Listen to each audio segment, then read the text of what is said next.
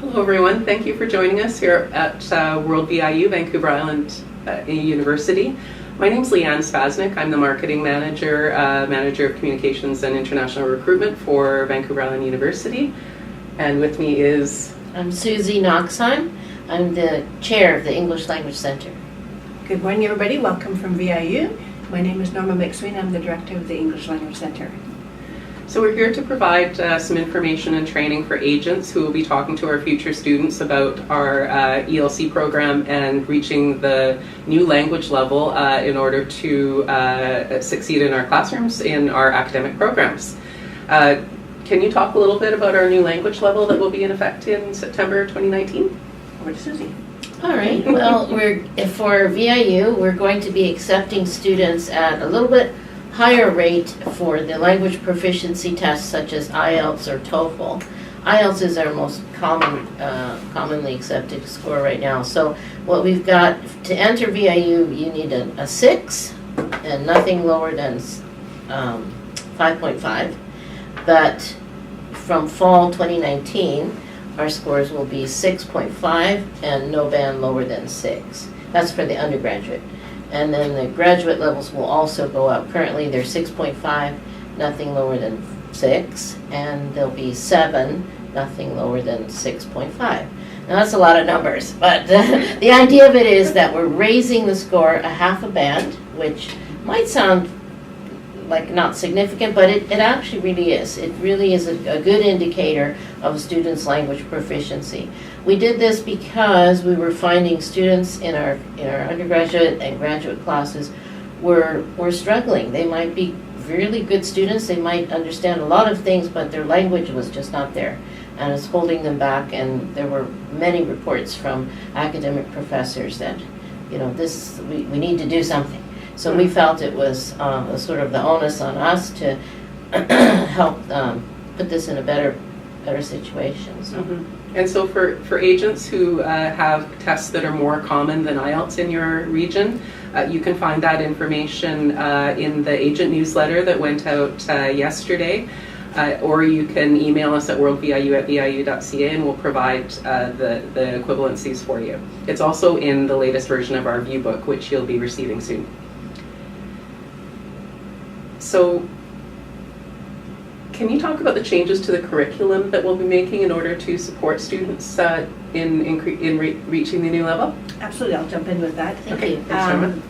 We're very excited about some of the changes we're going to be implementing for 2019.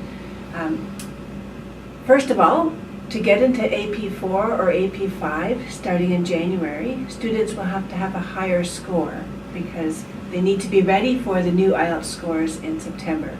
So that'll be in the newsletter as well. The other thing we're going to be doing in intercession is taking away one of our levels. Right now we have Access, which is high beginner level. We have AP1, AP2, 3, 4, 5, and then Grad Prep. But we're going to be taking the bottom 4 levels and making them into 3 levels. And that way students will be able to move through our program a little bit faster. We're also going to be streamlining our programs a little bit. Right now we have many types of programs. Students often want a little bit of everything, or they're confused, they don't know which one they want. So instead of having communications and academic preparation, at the lower levels we're going to have what's called language foundations. And that way we're going to be really working hard on the language students need, whether they're for work or for academic studies. They need the basic language skills. So we're going to have one stream and take the best of the communications and the best of academic preparation and put it together. That way we're also going to have more diversity in our classes, because typically we have students from some countries choosing communications and students from other countries choosing academic preparation. This way we'll have a lot more diversity in nationalities and ages. The other thing we're going to do is call the upper levels university preparation. So we have language foundations and university preparation, and the graduate preparation program will remain the same. Maybe you talk a little bit about the modules? Yeah, so with the 13-week program, the idea is that students will be able to come in the middle of this at the 6.5 point, and we'll make a 13-week program, which is Module A, Module B. And so a student who comes in at Module A at the beginning, they take A and B. But if they come in the middle, they can take B, and then after that they can take A. But what they learn in B is not necessarily dependent on what they learn in A. So there's a lot of freedom in there of movement and timing of when they can come in. And the good thing about this is that if a student is an AP 5, or University Preparation 5, and fails Module B, for example, Right. they don't have to take the whole 13 weeks again. They can just take Module B again. Great. The other thing we're doing, No, that's okay. we're going to change our accelerated program a little bit. So maybe you can talk a little bit about this. Well, it's just that we found that the accelerated it's a 13-week program squished into 6.5 weeks with so many hours in the day, and it was really kind of tough to get through all that. So we found that we'd like to not focus on our accelerated program so much, and we do have an option in the summer when the timing is important for students that they'll take it, but it would be stretched out when we have a little more time. We have flexibility in our schedule that we can stretch it to 8 weeks rather than 6.5 weeks. So in May and June, we have accelerated level 4 and accelerated level 5, 8 weeks. In July and August, we have 8 weeks of accelerated level 5 or graduate preparation. And that way, students who need either 5 or grad prep for September entrance will have everything in May, June, July, and August. So we're very excited about that change. We had a couple questions that came in before we started the video for the agent training. One of them is, what if a student arrives on campus and thinks that they are at the wrong level? And that happens, absolutely. In the first week of a student's arrival, we have what's called orientation and placement tests. And sometimes students show up for placement tests, they're jet lagged, they're overwhelmed, and we know they don't do the best job. We put a student in a level, and the first week of classes, all the teachers will be looking at the students. They will be giving diagnostic tests, listening, watching, evaluating. And if a teacher thinks a student is in the wrong level, we will definitely move that student either up or down, because we want the students to be at the level they should be in. If a student is in the level and by midterm, by 6.5 weeks, is doing exceptionally well, maybe averaging 85% or over, we give them a chance to write a skipping test, and if they pass, then we skip that level, the student, for example, from level 3 to level 4 at midterm.